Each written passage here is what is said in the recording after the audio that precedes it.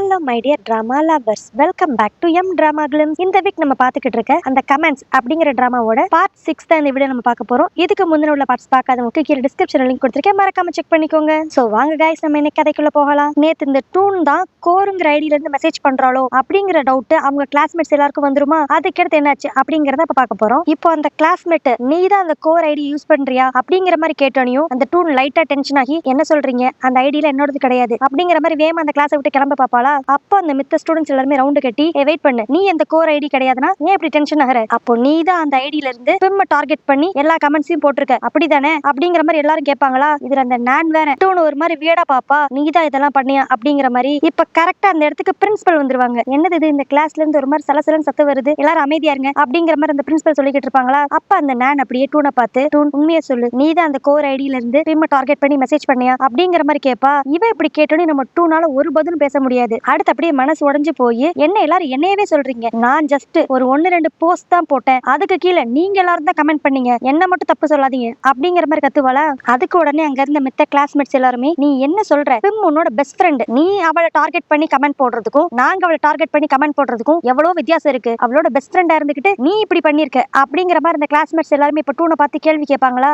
அடுத்து அந்த டூனுக்கு என்ன பதில் சொல்றதே தெரியாது, ஒரு மாதிரி கண் கலங்கி அழுதுகிட்டு இருப்பா. அப்ப அவங்க கிளாஸ்மேட்ஸ் எல்லாருமே, நீ என்ன ஸ்கூல் பிரசிடென்ட் ஆகணும் அப்படிங்கிற ஒரு எண்ணத்துலதான் இப்படிலாம் போஸ்ட் போட்டு பிம்ம டார்கெட் பண்ணியா அப்படிங்கிற மாதிரி கேட்பாங்க. அதுக்கு அந்த டூனுக்கு உடனே ரொம்ப கோவம் வந்து, நீங்க எல்லாரும் என்ன பத்தி என்னடா நினைச்சுக்கிட்டு இருக்கீங்க, உங்க தாட்ஸ்னாலதான் இவ்வளவு பிரச்சனையும், உங்க மனசாட்சி தொட்டு சொல்லுங்க, இங்க இருக்க எவனான்ட்டு உருப்படி ஏதாவது ஒரு விஷயம் யோசிச்சிருக்கீங்க கிடையவே கிடையாது. உங்க எல்லாருக்கும் யாரான்ட்டு டிஃபரெண்டா ஒரு ஐடியா சொன்னா அதை அக்செப்ட் பண்ணிக்கணும் அப்படிங்கிற எண்ணம் கூட கிடையாது. ஆனா இதுவே ஒரு பாப்புலரான ஆள் சொன்னா அப்படியே அதை கண்மூடித்தனமா நம்பிக்கிட்டு அவ பின்னாடியே போயிருவீங்க. உங்களுக்கும் பிம்முக்கும் ஒரு வித்தியாசமும் கிடையாது. அதெல்லாம் புரிய வைக்கணுங்கிறதுக்காக தான் நான் 1-2 போஸ்ட் போட்டேன். ஆனா அதுக்குன்ட்டு பிம்ம சாகடிக்கணும்ட்டு நான் என்னைக்குமே யோசித்ததே கிடையாது அப்படிங்கிற மாதிரி பேசிட்டு அங்கிருந்து அழுதுட்டே ஓடிடுவா. அடுத்த அன்னைக்கு நைட்டு தான் காட்டுவாங்க. டூனோட பேரண்ட்ஸ் ஒரு மாதிரி டென்ஷனா இருப்பாங்க. என்னன்னு பார்த்தா டூன் இவ்வளவு நேரம் ஆகி வீட்டுக்கே வந்திருக்க மாட்டா போல.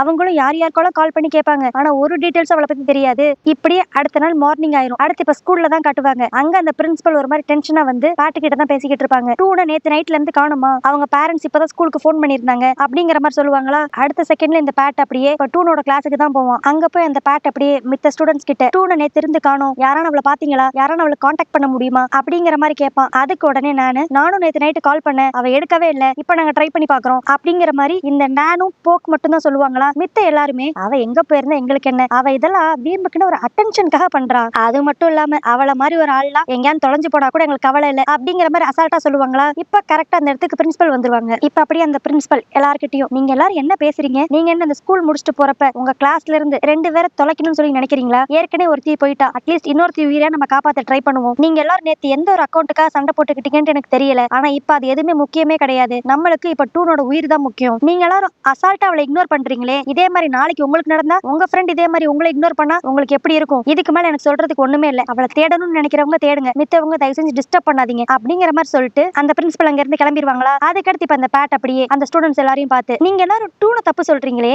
நீங்களும் அதே வேலையை தானே பாத்தீங்க, பிம்ம டார்கெட் பண்ணி இதே கிளாஸ்ல இருந்து நிறைய பேர் நிறைய கமெண்ட்ஸ் போட்டிருக்கீங்க, டூன் அவளோட பெஸ்ட் ஃப்ரெண்ட் அப்படிங்கறனால மட்டும் எந்த ஒரு வித்தியாசமும் வந்துராது. நம்ம எல்லாருமே ரியல் லைஃப்லயா இருக்கட்டும் டிஜிட்டல் லைஃப்லயா இருக்கட்டும் நம்ம இஷ்டத்துக்கு நம்மளுக்கு தோன்றது எல்லாத்தையுமே சொல்லிடுறோம். ஆனா அது மித்தவங்களை எந்த அளவுக்கு பாதிக்கும்ட்டு யோசிக்கிறதே கிடையாது. ஒரு உயிர் போன கடத்தான்ட்டு நீங்க திருந்துவீங்கன்னு நினைச்சோம், ஆனா அப்பயும் நீங்க திருந்தல, அடுத்து டூனையும் இழக்க போறீங்களா அப்படிங்கிற மாதிரி இந்த பேட் சொல்லுவானா. உடனே இப்ப அங்க இருந்த ஸ்டூடெண்ட்ஸ் எல்லாருமே, ஓகே சார் நாங்க என்ன பண்ணணும் அப்படிங்கிற மாதிரி கேட்பாங்க. அதுக்கடுத்து இந்த பேட் அப்படியே, இப்பயாட்டு நம்ம சோஷியல் மீடியாவை கொஞ்சம் ஒழுங்கா யூஸ் பண்ணலாமா, எல்லாரும் உங்க அக்கௌண்ட் எடுத்து டூனை எங்கன்னு பாத்தீங்கன்னா எங்களுக்கு இன்ஃபார்ம் பண்ணுங்க அப்படிங்கிற மெசேஜை ஷேர் பண்ணுங்க, இதுவே நீங்க டூனுக்கு செய்யற பெரிய ஹெல்ப் அப்படிங்கிற மாதிரி சொல்லுவான். அடுத்த செகண்ட்லயே எல்லாரும் இந்த பழைய பகை எல்லாத்தையும் மறந்துட்டு இப்ப டூனுக்காக எங்க ஃப்ரெண்ட் மிஸ்ஸிங் அப்படிங்கிற மாதிரி போஸ்ட் ஷேர் பண்ணி விடுவாங்க. இப்படியே நைட் ஆயிரும். இப்ப டூனை தான் காட்டுவாங்க. ஒரு மாதிரி பித்து பிடிச்ச மாதிரி அவ வீட்டுக்கிட்ட நடந்து வருவாளா. இப்போ இவளை பார்த்தனையும் அவ பேரண்ட்ஸ்க்கு அவ்வளவு சந்தோஷம். உடனே டக்குன்னு போய் அவளை ஹக் பண்ணிக்குவாங்க. ஆனா அப்ப அந்த டூனுக்கு ஏதோ ஒண்ணு சொல்லணும் போல தோணும். ஆனா சொல்ல முடியாம வெறும் அழுக மட்டும் தான் வருமா. ஆனால் அவங்க பேரண்ட்ஸ், ஒண்ணும் இல்லம்மா ஒண்ணும் இல்ல, எல்லாம் சரியாயிரும் அப்படிங்கிற மாதிரி கன்சோல் பண்ணுவாங்க. அடுத்து இப்ப கொஞ்ச நேரம் கழிச்சு டூன் நடந்த எல்லா விஷயத்தையும் அவ பேரண்ட்ஸ் கிட்ட சொல்லுவாங்களா. அவங்க பேரண்ட்ஸ் இதை கேட்டோன்னே ஃபர்ஸ்ட் ஷாக் ஆயிருவாங்க. இப்ப அப்படியே டூன் கிட்ட, நீ அனுப்பிச்ச கமெண்ட்ஸ்னாலதான் பிம் இப்படிப்பட்ட ஒரு முடிவு எடுத்திருப்பான்னு சொல்லி நீ யோசிக்கிறியா, ஓகே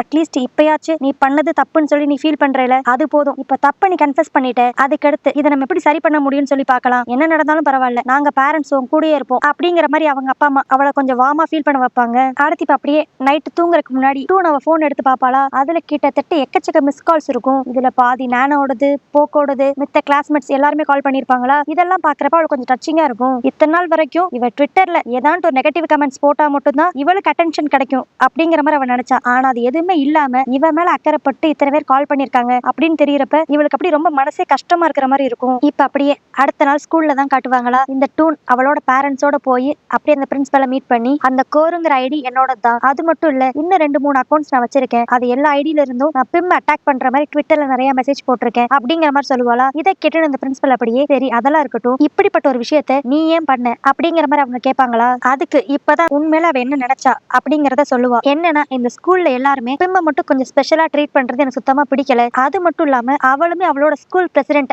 அப்படிங்கிற போஸ்ட லைட்டா மிஸ்யூஸ் பண்ற மாதிரி எனக்கு தோணுச்சு. அதனாலதான் அவளுக்கு ஒரு நல்ல பாடம் கத்து கொடுக்கணுங்கிறக்காக இப்படி பண்ணேன். ஆனா அது இந்த அளவுக்கு சீரியஸா போய் முடியும்ட்டு நான் யோசிக்கவே இல்லை. என்னதான் இருந்தாலும் நான் பண்ணது எல்லாமே தப்பு தான் அப்படிங்கிற மாதிரி சொல்லிக்கிட்டே அவ கண் கலங்கி ரொம்ப அழுக ஆரம்பிச்சிருவா. அப்படியே இப்ப இங்க சீன் கட் பண்ணி அடுத்து டூனோட கிளாஸ்ல தான் காட்டுவாங்க. இப்ப அந்த பிரின்சிபலும் டூனும் இவங்க கிளாஸுக்கு வந்து நடந்த எல்லா விஷயத்த பத்தி சொல்லுவாங்களா. அப்பதான் அந்த டூன் சொல்லுவா, நீங்க எல்லாரும் சந்தேகப்பட்டது ரொம்ப கரெக்ட் தான். நான் தான் அந்த கோருங்கிற ஐடியில இருந்து பிம்ம டார்கெட் பண்ணி சில கமெண்ட்ஸ் போட்டேன். நான் ஏன் அப்படி செஞ்சேன்னா அவ செய்யற எந்த விஷயமுமே சரியில்லை அப்படின்னு சொல்லி நான் யோசித்தேன். அதுக்காக நான் இப்படி ஒரு தப்பான வழியை சூஸ் பண்ணிட்டேன். பட் என்னதான் இருந்தாலும் நான் பண்ணது எல்லாமே தப்பு தான். தயவு செஞ்சு என்ன மாதிரி யாருமே எப்பயுமே பண்ணிடாதீங்க. பிம் சாகிறதுக்கு முன்னாடி என்ன கடைசியா மீட் பண்ணப்ப ஒண்ணு சொன்னா, எனக்கு மித்தவங்க என்ன பத்தி தப்பா பேசுறதுல எந்த ஒரு அக்கறையும் இல்ல, ஆனா என்ன வெறுக்கிற பர்சன் நீன்னு சொல்லி தெரிஞ்சப்பதான் எனக்கு ரொம்ப கஷ்டமாயிருச்சு அப்படிங்கிற மாதிரி அன்னைக்கு அவ சொன்னா. அப்ப அவ சொன்ன விஷயத்துல இருந்த ஃபீலிங்ஸ் எனக்கு புரியல, ஆனா இப்ப எனக்கு நல்லா புரியுது அப்படிங்கிற மாதிரி சொல்லிட்டு அழுக ஆரம்பிச்சிருவாளா. இப்ப இவ அழுகிறது பார்த்தனையும் அந்த மித்த ஸ்டூடெண்ட்ஸ் எல்லாருமே இப்ப பிம்ம நினைச்சு அழுக ஆரம்பிச்சிருவாங்க. அப்படியே அடுத்து அப்படியே இங்க சீன் கட் பண்ணி இப்போ கானையும் பிம்மோட அம்மாவையும் தான் காட்டுவாங்களா.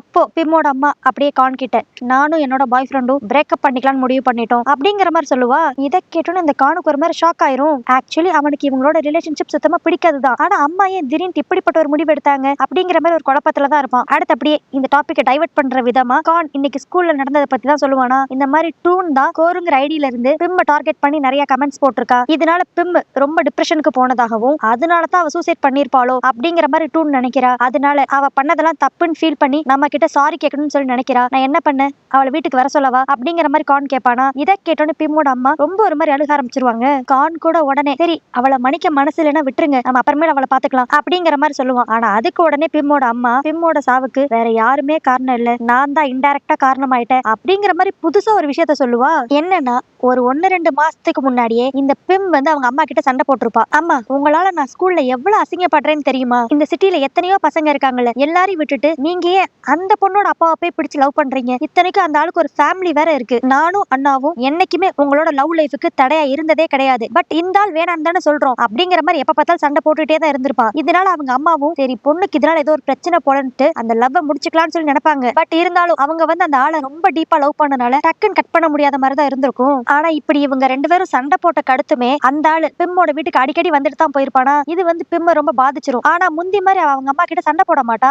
இதனால அவங்க அம்மா ஓகே பிம் நம்மள புரிஞ்சுக்கிட்டா அப்படிங்கிற மாதிரி அவங்க தப்பா நினைச்சுக்குவாங்க. ஆனா உண்மையிலே பிம் மனசளவுல இவங்க அம்மா பண்ற விஷயத்த எல்லாத்தையும் நினைச்சு ரொம்ப ஃபீல் பண்ணிட்டு இருந்திருப்பா. அந்த டைம்ல தான் இவ கூட யாருமே இல்லாம இவ தனிமரமா இருப்பா. ஏன்னா நானும் இவளுக்கு ஒரு சின்ன துரோகத்தை பண்ணிட்டு அவளும் இப்ப தனியா போயிட்டா. டூனும் இப்ப தன்னை வெறுத்து ட்விட்டர்ல ஒரு அக்கௌண்ட் மூலியமா தன்னை டார்கெட் பண்றா அப்படிங்கிறது அந்த பிம்முக்கு தெரிஞ்சிருமா. இது எல்லாமே அட் அ டைம்ல நடக்கிறனால இவ ரொம்ப டிப்ரெஷனுக்கு உள்ளாயிருப்பா. சரி அட்லீஸ்ட் நம்ம அம்மா கிட்டேன்னு போய் மனசு விட்டு பேசலாம் அப்படின்ட்டு கீழே இறங்கி போவாளா. அங்க பார்த்தா இவங்க அம்மாவோட பாய் ஃப்ரெண்ட் நின்னுக்கிட்டு இருப்பான். இதனால பிம்முக்கு லைட்டா மனசு உடஞ்சு போயிரும். இதை புரிஞ்சுக்கிட்ட அந்த ஆள் அப்படியே இந்த சும்மா உனக்காக சிக்கன் வாங்கிட்டு வந்தேன், அதை கொடுத்துட்டு போலாம் தான் வந்தேன், மித்தபடி ஒண்ணும் இல்ல பிம், நான் கிளம்புறேன் அப்படிங்கிற மாதிரி கிளம்புவானா. அப்ப அந்த பிம் அவன் அப்படியே ஸ்டாப் பண்ணி நீங்க எங்க அம்மா கூட டின்னர் சாப்பிடறதா இருந்தா தாராளமா சாப்பிடலாம், எனக்கு எந்த பிரச்சனையும் இல்ல அப்படிங்கிற மாதிரி சொல்லுவா.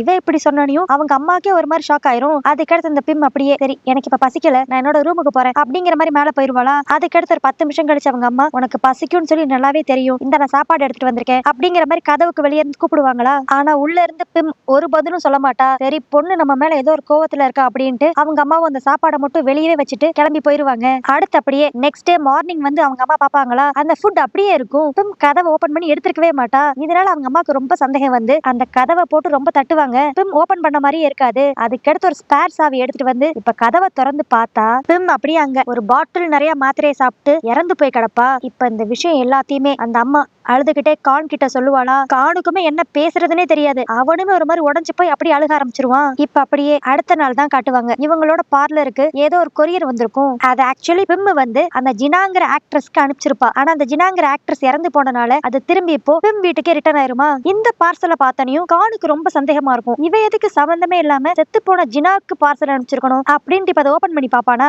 இப்போ அந்த பாக்ஸ் ஓபன் பண்ணி பார்த்தா உள்ள ஃபர்ஸ்ட் இவங்க ஃப்ரெண்ட்ஸ் 3 பேர் எடுத்த ஒரு போட்டோ தான் இருக்குமா. அதுக்கு அடுத்து ஒரு லெட்டர் இருக்கும். அதுல அவன் என்ன எழுதியிருப்பான்னா, ஜினா எனக்கு உங்களை ரொம்ப பிடிக்கும், ஆனா இந்த லெட்டரை நான் உங்களுக்கு எழுதுறப்ப கண்டிப்பா இதை நீங்க படிக்கிறதுக்கு இல்லங்கிறது எனக்கு நல்லாவே தெரியும். அன்னைக்கு நான் உங்களை கடைசியா பார்த்தப்ப நீங்க எந்த நிலைமையில இருந்தீங்கன்ட்டு இப்ப என்னால நல்லா புரிஞ்சுக்க முடியுது. ஏன்னா இப்ப எனக்குமே யாருமே என் கூட இல்லாத மாதிரிதான் இருக்கு. எனக்கு டெய்லி நைட்டு என்னை யாரோ ஒரு காட்டுக்குள்ள தள்ளி தனியா விட்ட மாதிரிதான் ஒரு ஃபீல் இருக்கு. நான் ரொம்ப கஷ்டத்துல இருக்கிறேன், அதை ஷேர் பண்ணிக்கிற கூட எனக்கு யாருமே இல்ல அப்படிங்கிற மாதிரி ஃபீல் பண்ணிலாம் அந்த லெட்டர்ல எழுதியிருப்பாளா. அடுத்து இப்ப இந்த லெட்டரை கான் போய் டூன் கிட்ட கொடுப்பானா. இப்ப டூன் அடுத்து இந்த லெட்டர் ஓபன் பண்ணி படிப்பா. அந்த லெட்டர்ல அடிஷனலா என்ன எழுதியிருப்பானா, நான் என் ஃப்ரெண்ட்ஸ் கிட்ட நடந்துக்கிட்டது எல்லாமே தப்பு. போக்கா இருக்கட்டும், நானா இருக்கட்டும், இல்ல டூனா இருக்கட்டும், இவங்க 3 பேர்கிட்டயும் நான் கொஞ்சம் ஓவராவே நடந்துக்கிட்டேன்னு நினைக்கிறேன். அதை நினைச்சு இப்ப ஃபீல் பண்றேன் அப்படின்னு சொல்லிட்டு ஒவ்வொரு இன்சிடென்ட்டை பத்தி எழுதியிருப்பா. போக்கு சாதாரணமா வந்து என்ன பிடிச்சிருக்குன்னு சொல்லி ஒரு நல்ல விஷயத்தை தான் என்கிட்ட சொன்னான். ஆனா நான் அதை ஓவரா எடுத்துக்கிட்டு ஹோல் கிளாஸ்க்கு முன்னாடி அவன் ஃபீலிங்ஸ் ரொம்ப ஹர்ட் பண்ணிட்டேன். அப்புறம் நான் அவ பண்ணது தப்பு தான், ஆனா அதுக்குன்ட்டு எங்க ஃப்ரெண்ட்ஷிப்பே நான் முடிச்சு விட்டுருக்க கூடாது. அவ பாயிண்ட் ஆஃப் வியூல இருந்து நான் பாத்துருக்கணும். அவ ஏன் இப்படி இன்செக்யூரா ஃபீல் ஆகிறா அப்படிங்கறத புரிஞ்சுக்கிட்டு நான் அவளுக்கு ஆறுதலா இருந்திருக்கணும். அப்ப அவளை நான் ஹர்ட் பண்ணிட்டேன். ஆனா அதுக்கடுத்து நான் அவகிட்ட சாரி கேட்கணும்னு சொல்லி நினைக்கிறேன். பட் ஆனா ஏதோ ஒண்ணு தடுக்குது அப்படிங்கிற மாதிரி அந்த லெட்டர்ல எழுதியிருப்பாளா.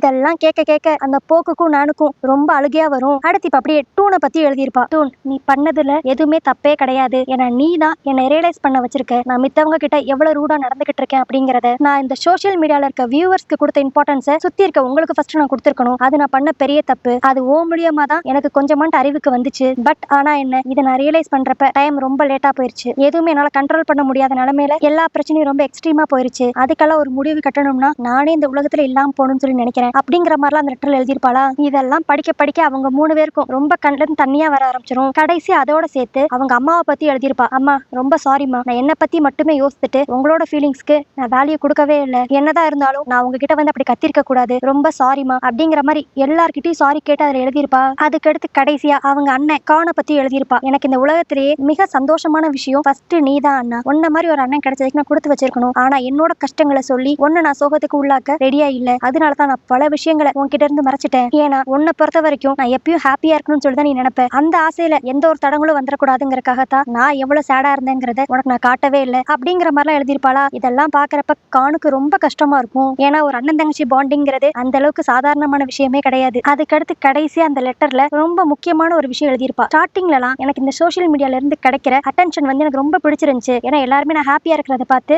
ஆஹா ஓஹோன்னு பேசிக்கிட்டு இருந்தாங்க. ஆனா அந்த சோசியல் மீடியாவே அதுக்கடுத்து என்ன டார்கெட் பண்ணி நிறைய பேட் கமெண்ட்ஸ் போட ஆரம்பிச்சுக்கிடுத்து எனக்கு இவங்க யார் கண்ணிலையும் படாம எங்கேயான்ட்டு போயிடலாம் போல இருந்துச்சு. சொல்ல போனா இவங்க யாருக்குமே என்னை பத்தி தெரியாம இருந்தா நல்லா இருந்திருக்குமே அப்படிங்கிற மாதிரி தோண ஆரம்பிச்சிருச்சு. சோ இந்த சோசியல் மீடியாவை நம்ம எப்படி யூஸ் பண்றோங்கிறதுலதான் இருக்கு. ஏன்னா என்னைக்குமே அந்த சோசியல் மீடியாவை நம்ம ஒரு டிஸ்டன்ஸ்ல வைக்கிற வரைக்கும் தான் நல்லது. ரொம்ப அதுக்குள்ள நம்ம போனோம் நம்ம வாழ்க்கையை அது அழிச்சிரும் அப்படிங்கிற மாதிரி கடைசி அந்த லெட்டர்ல எழுதியிருப்பா. அடுத்து அப்படியே கடைசியா இந்த லெட்டரை எழுதுறப்ப எதெல்லாம் யோசித்து பார்த்தா அப்படிங்கறத நம்மளுக்கு காட்டுவாங்க. இந்த சோசியல் மீடியானாலையும் அவளுக்கு இருக்க பாப்புலாரிட்டினால அந்த 9th பொண்ணை எப்படிலாம் ஒரு பிரச்சனையில மாட்டி விட்டா. அது மட்டும் இல்லாம இந்த டூன் கிட்டையும் நான் கிட்டையும் எப்படிலாம் அந்த சோசியல் மீடியாக்கா சண்டை போட்டா அதை எல்லாத்தையும் யோசித்து பாப்பாளா. இதெல்லாம் யோசித்து பார்த்த கெடுத்து பிம்முக்கு கடைசியா அழுக மட்டும்தான் வந்திருக்கும். வாயில இருந்து ஒரு வார்த்தை கூட சொல்ல முடியாத நிலைமையில இருந்திருப்பா. அதுக்கடுத்து கடைசியா அந்த பிரின்சிபல் இந்த லெட்டரை படிச்சுட்டு அங்க இருக்கிற எல்லா ஸ்டூடெண்ட்ஸ்க்கும் ஒரே ஒரு மெசேஜ் தான் சொல்லுவாங்க. நீங்க சோசியல் மீடியால போடுற கமெண்ட்ஸை நீங்க எப்ப வேணாலும் டெலிட் பண்ணிக்கலாம் அப்படிங்கிற தைரியத்துல கூட போடலாம். இல்லனா யாருக்கு தெரிய போகுது நம்ம தான் கமெண்ட் பண்றோம் அப்படிங்கிற தைரியத்துல கூட போடலாம். ஆனா நீங்க போடுற ஒவ்வொரு கமெண்ட்டுமே சில பேரோட உயிரே போக்கிரும் அப்படிங்கறத மட்டும் இனிமேலாச்சும் நீங்க மைண்ட்ல வச்சுக்கோங்க அப்படிங்கிற மாதிரி அந்த பிரின்சிபல் அட்வைஸ் பண்ணி முடிப்பாளா. அடுத்து அப்படியே கொஞ்ச நாள் கழிச்சு தான் காட்டுவாங்க. இவங்க எல்லாருமே 12th பப்ளிக் எக்ஸாம் எழுதி முடிச்சிருவாங்க. அதனால பிம்மோட கிளாஸே செம ஜாலியா இருக்கும். நம்ம அடுத்து காலேஜ் தான் போறோம் அப்படின்ட்டு. ஆனா அந்த